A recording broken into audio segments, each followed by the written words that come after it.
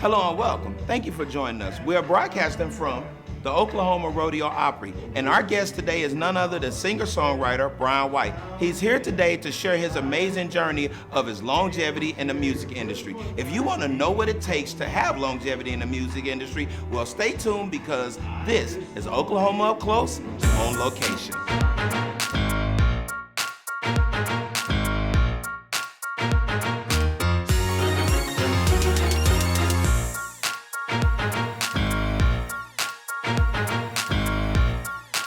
Hello and welcome back. We're here with multi-award winning and certified platinum country music recording artist, singer-songwriter Bryan White. Hey sir, how are you? I'm good, how are you? Man, I'm excited. We've been trying to get this together with your management for a while, but it's amazing that you're here. I'm super excited, and you have some exciting things that are going on. It's like a resurface or re-energizing things over in the Philippines. So tell me, what is that like to get like this second win of reinventing yourself?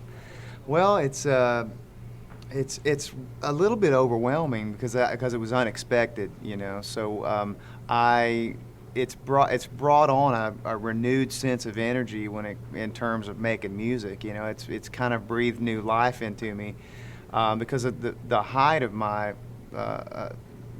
commercial success was like mid 90s to the late 90s into the beginning of the 2000s, and so for something like this to come out of left field like that, you know, is a huge blessing, but at the same time, a little bit overwhelming emotionally because I've been treated so well by a country so far away and so embraced, and so it's huge for me. I love it. So you're packing out places. You know, I was talking to your manager and she said, you're gonna love this because what was happening in the 90s and the beginning of his career, it's like a whole nother resurgence of this in like the Philippines. And I was like, I really wanna hear this because this doesn't happen for everyone. Usually when their career goes and it's big, you know, they either become legendary and, you know, you've been doing your thing, multi-award winning, platinum and things of that nature, but take us to how did this actually start that this following occurred in the Philippines? Well, I'll try to give you the Reader's Digest version so it's not too long, but I recorded a song on Warner Brothers back in '99, and it was a song called God Gave Me You. For all the Blake Shelton fans out there, it's not the same song. They're two different songs, and this song was released, 15 or 16 years before Blake's song, and it was released here in the States, and it was not a big hit. It was like maybe cracked the top 40, and there's a TV show in Manila or in the Philippines. It's a big variety show, and there's a couple on that show, kind of a love interest team, and they made this song of mine their theme song, and they're arguably the two most famous people probably in Asia. Wow. And so they made my song their theme song, and last September I started seeing this worldwide phenomenon happening with them, and my song was connected to it. So I watched my Twitter feed and my social media feed just going crazy last September, and then the next thing I knew, I was in Manila playing a big arena show and doing the same TV show, and it's just been unbelievable since then. Now, you said it's been overwhelming, but take me back to when you started this journey, like growing up here in Oklahoma, like, and I'm pretty sure you're from here and been here. So what were some of the things you did growing up, like fairs or festivals? How did you get started in music, man? Well, here in Oklahoma, I come from a musical family. My mom, my dad, my brother, and so on.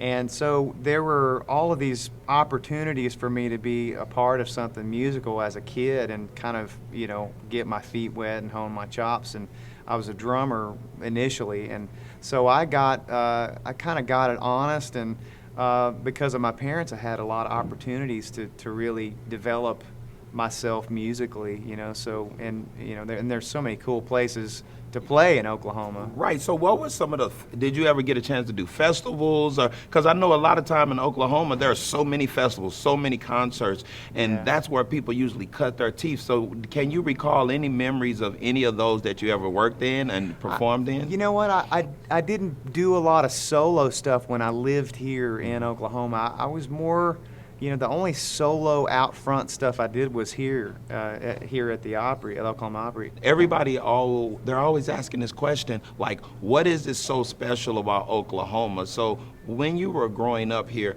who were some of the people that inspired you to do the type of music you're doing? Oh, wow. Well, first of all, I have to say my parents. And my dad it was great because I had this household full of all kinds of music. My dad primarily was influenced by country music, but my mom loved, all kinds of stuff from R&B to pop. And so I had this, I grew up in this melting pot of music. And then aside from that, I felt inspired by, first of all, just the love of my family and the support there. And then there were people locally that were Oklahoma artists that I just couldn't believe they were from here. And what were some of those people? Oh man, Vince Gill, Joe Diffie, Garth Brooks, Reba McEntire, all those people. I just couldn't believe they were from here. And that's amazing because you know what? Every time I tell people this show is successful in Oklahoma, and I tell them what's the show about, they're like, "Who's from Oklahoma?" And then I say, "Hey, I need you to do this. Go to the internet." Just pull up actors, just pull up musicians, just pull up athletes and watch. And usually they come back and they say, whoa, I didn't know that Ron Howard or Chuck Norris or all these different people and people that you named, they were from here. Yeah. So when you come to town, where are some of the places that you like to visit with your family that you can remember growing up and going to them and things of that nature? Well, a staple for my family is they always want to go to Brahms. They want to go straight to Brahms. No Brahms in Tennessee? No Brahms in Tennessee. It stops in Arkansas. It stops, actually, I'll tell you, this is how well I got it figured out. You got it figured out. Van Buren on the way home. Van Buren, Arkansas is the last Brahms on the map. But we love Brahms, my kids. I love that my kids love Oklahoma, and I think my wife and I have done a good job at making Oklahoma a part of their lives, too, because they know if it was special to their dad, then it must be pretty special, So we love Ted's, Escondido, Mexican food here. We love Mears out in near Lawton, where I was born. They love the animal reserve, the wildlife reserve out there. Wow. And there's the water park here, and the one thing I haven't taken them to do yet, I'd love to take them to a Thunder game. So that's got to happen this year. Even with the change of personnel, I don't want to say the names, but you take them to the Thunder game. It's a sore spot, I know, right. I still have high hopes, man. I really do. Yeah. It's still a great team, a great franchise, and so good, big hopes still. But I would love to take them to a game sometime. So you talked about your parents. I mean, I was going to say parents, but you talked about your parents being the ones who were there. You were in the backdrop playing drums, and you were inspired by some country artists. But if you had to pick like one person, and it's going to be hard, who is the person that when you looked at them, you said, "I want to do that for the rest of my life"? There's a gentleman by the name of Steve Warner, and he is the guy that when I heard his music and his voice, I knew it's probably the clearest, most defining moment in my entire musical journey or in my life is when I heard his music. That it hit me so hard that I knew right then it was just a complete shift. I knew that's exactly what I wanted to do with my career. Wow. For my career. And you've been doing that now. So you said you were playing drums in the backdrop, and then you said you went to Nashville at 18. What was that like? I think it was, how you're fearless when you're a kid. I think it was a combination of, just being naive and stupid, and then the other side being feeling like you're invincible, So I think it was a combination of those two things. But I remember rolling into town and just feeling this intense energy of, I'm ready. Let's go do this, you know. And just no doubts in my mind. I knew that somewhere within the industry there was a place for me, you know. I just had to find where that was. And you found it in country music. Yeah, thank God, because I don't know what else I'd be doing right now, man. All right. So, just honored to be a part of it, you know. So Bryan, you are out here now. You're traveling to Singapore, and I understand that you have a family. I do. What is that like? So, were you married when? Well, you were 18 when you first started. Yeah. And then, how long after that did you get married? I met my wife. Not my wife at the time, of course, but I met her, I believe I was 22 and she was 21. Still young. Yeah. Still starting. Yeah. So she's taking this journey with you. Yeah. And so how has she been able to handle the rigorous schedules of traveling and now the resurgence of traveling international? Yeah. You know what? She's always known me to do this, so none of it's been a big surprise. She always says, "Oh, it's never bothered me because I knew that's what you did before before we even got married. So it's none of it's been a big surprise. I mean, I know it's probably, you know, it's always a little bit nerve-wracking to know your husband's flying to the other side of the world, you know, so there's obviously a little anxiety that goes with that on my part and on her part, but we know pretty much what to expect with everything all the time. So how long so I was talking to your manager, and she said you were just coming back not too long ago from being over there. How long have you been going back and forth now? I just took my second trip to Manila just a few weeks ago. I haven't been back for very long, and it was just a quick trip. We went over to do the same television show again because it was the 1-year anniversary of the phenomenon. So that's we were offered a chance to come back over and perform, and then we did a couple of mall signings and performances. It was more of a promotional kind of a trip. So, but I'm planning on making it a regular thing, you know. Wow. So you said earlier that all of these notable Oklahomans that you looked up to, and they did music, Garth Brooks, all these different people. So when you are in your travels and people find out you're from Oklahoma, are they ever shocked? I don't know. I think when certain people, when I'm in, like New York or Philadelphia or somewhere like that, and I'm in an elevator and I say "excuse me," or they hear my slang or whatever, yeah, right. They always ask where I'm from, and I'm very proudly I say, well, I'm from Oklahoma, you know. But I think most of my fans know where I'm from. On occasion, somebody will, they'll think I'm from Indiana or somewhere, but I think most of them pretty much know I'm from here. So you said you're proud to be from Oklahoma, but what makes you a proud Oklahoman?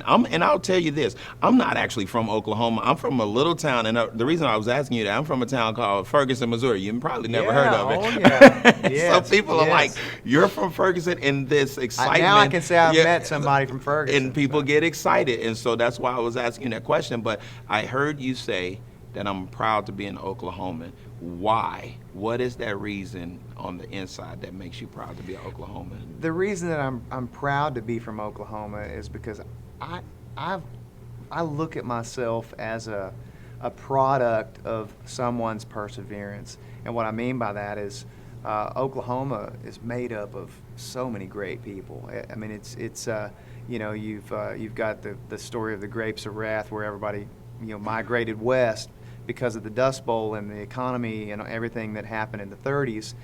But I'm an Oklahoman because somebody decided to stay here. And that makes me really proud to be from Oklahoma.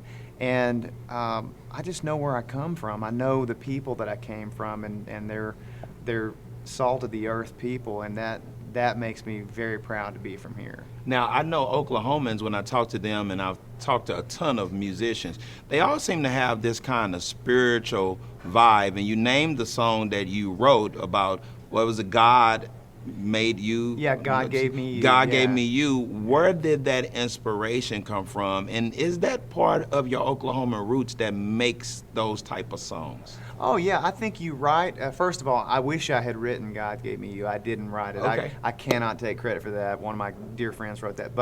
But I write from what I know and what and who I am. Every time I write a song, I'm usually pulling from something that has to do with my roots, how I was raised, what I was taught, how I feel at the moment about a current situation. I'm usually writing.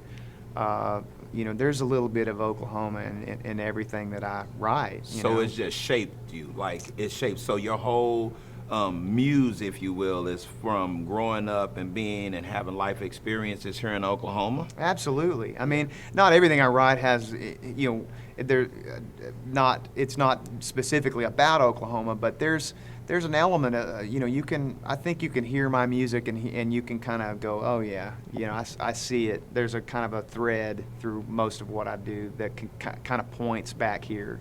So my question is this: when you hit it and you make it big, what was that feeling like? Take me back to that time. Did you know that you were famous? Did you know that you were getting famous, or was it just work? Yeah, well, it was both, I think. I don't think it was an overnight thing where I went, oh wow, I'm famous. Right. It was a gradual thing, which I'm glad it was, because I never wanted to be, somebody that just shot to the top and fell off the face of the earth. So it was a gradual thing, but I did start to see things around me changing as far as just rapport and seeing and watching the songs shoot up the charts and have success. I did at once, by the beginning of '96, I started going, okay, wow, something looks like something's happening here, Looks like something's which happening. yeah, and it's exciting, it really is. So take me to a time where it was being a country music star and doing your thing. What was a weird moment for you, like a real weird moment that encompassed this? I'm famous, but now I have this weird thing that happened. All celebrities have like that weirdest moment. It kind of weirds them out. You have one of those? Yeah. Wow, you mean like falling off the stage or something? Yeah, or, something. For me, it was. I had a lot of weird situations in terms of, trying to keep myself from getting tackled. At some of those shows in the '90s. One of the weirdest things that ever happened to me was in Jacksonville, Florida, and this girl showed up. She had a wedding dress on. And she just knew that she was supposed to marry me, and so she was like, ready to go, and it was one of the weirdest things. It was like one of the most awkward situations ever in my career. How did you wait? Because that would have freaked me out. Showed up in a wedding dress. I used to be a performer and performed in this place called Animal House in St. Louis, where I'm from. Okay. And I was a dancer there. And then my manager at the time, he said, "Okay, now boys, don't open this door when you get through performing." And I'm like, why is he saying that? Well, I learned very quickly when we opened the door, all of these girls started running into the thing. And I'm like, we're not famous, but to them we were. So I don't know if I could have handled that. So what did you do in that situation? Because that would have kind of freaked me out. Well, fortunately, I had a tour manager and some security that was able to sort of keep it at bay. And I tried to deflect, so I didn't even really draw attention to that. I just said, thanks for coming to the show. I'm glad you're here. I hope you guys have fun tonight. Can I sign anything for you? Right. And, I tried to keep it simple and kind of I beat around the bush quite a bit, and then I just said thanks and tried to eject myself from the situation, And so how do you balance family life? Like with this, me doing what I do. I just got back from LA.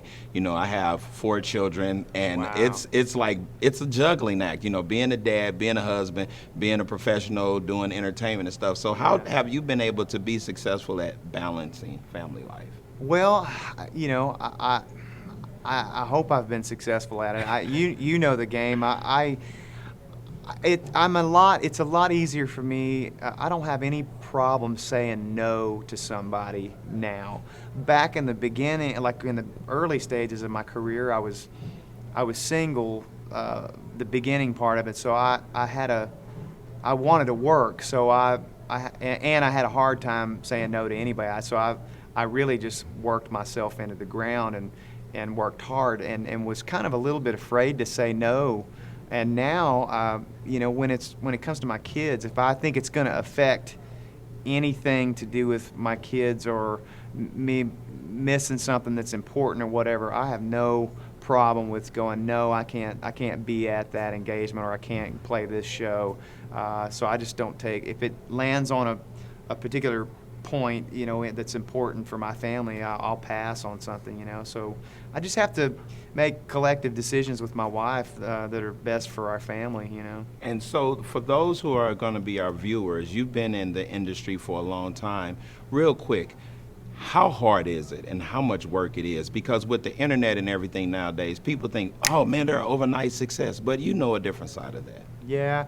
I came up before those type of shows, so you had to work for it. I had to get in the car and I had to drive to Nashville myself and start meeting people and connecting. And that was every bit of 2 years before anything started happening with regards to publishing deals or record deals or anything like that, But on the flip side, winning a contest on TV or something, that may be a little easier getting, as far as overnight success goes. But then, the work still starts. You start working, and a lot of people, the general consensus, I think, from people that don't work in my industry, our industry, they tend to not look at it like an actual job. They look at the fun. And it's every bit a real job as anybody else. It is hard work. Exactly. You got to want it. You got to be disciplined, and you got to stay on it. You got to work hard.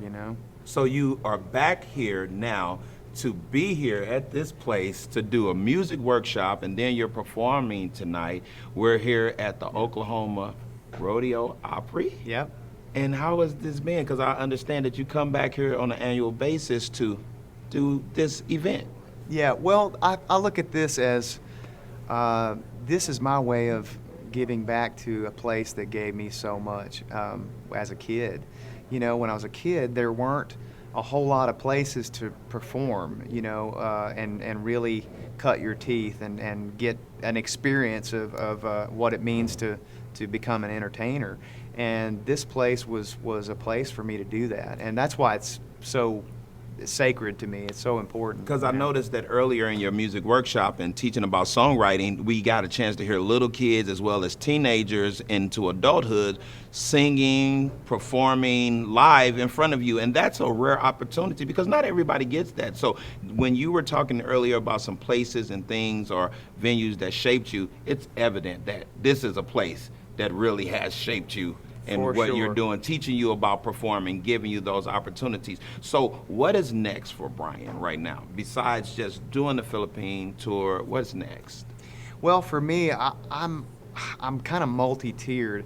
I primarily make my living writing songs and being an artist and traveling, but I'm also a record producer as well. So, I've always kind of got my eye out for the next talent, the next amazing talent out there. So I've always got my eye scanning the field for that kind of thing too. But for me next, I'm about to finish up a brand new EP, so it should be out very soon. So that's kind of what I'm working on right now. So it is so exciting and refreshing because when people make it to your level, they don't usually like to come and give back. I have friends who've made it, and it's kind of like, oh, bye-bye, I'm not going back. And it's like, dude, come help these younger people. Like, you're getting ready to go into retirement in like 15, 20 years. Give back, And so what is that feeling for you when you come and give back?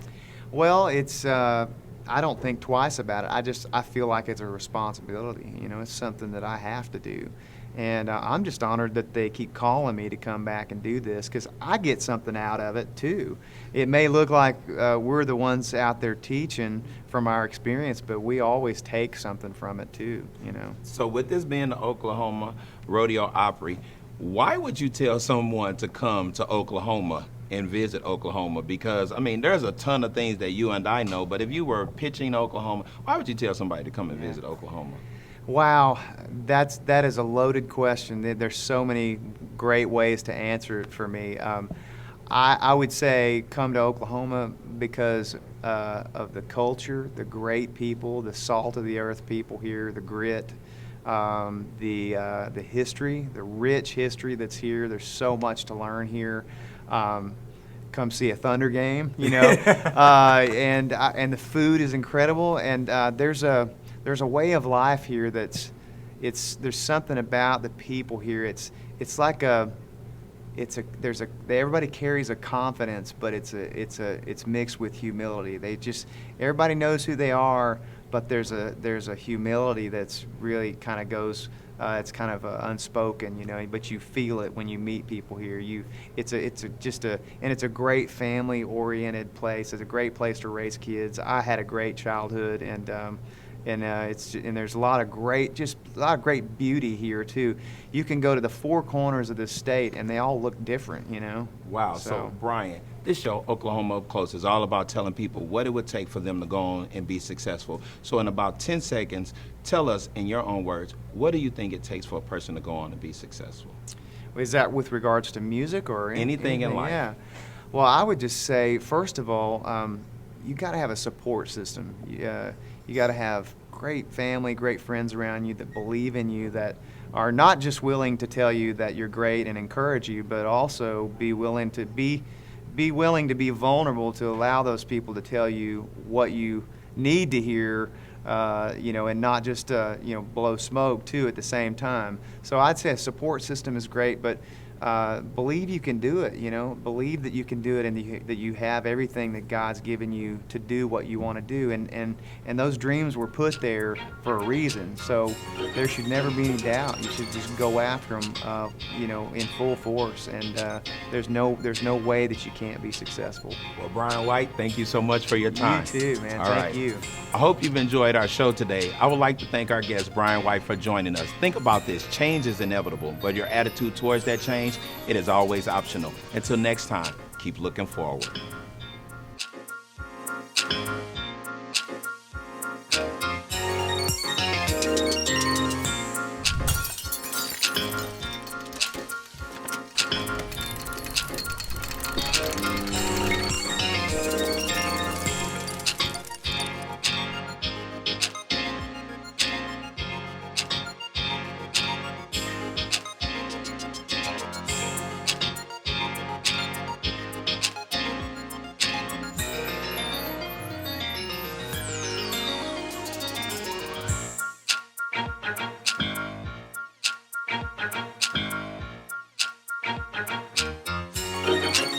Thank you.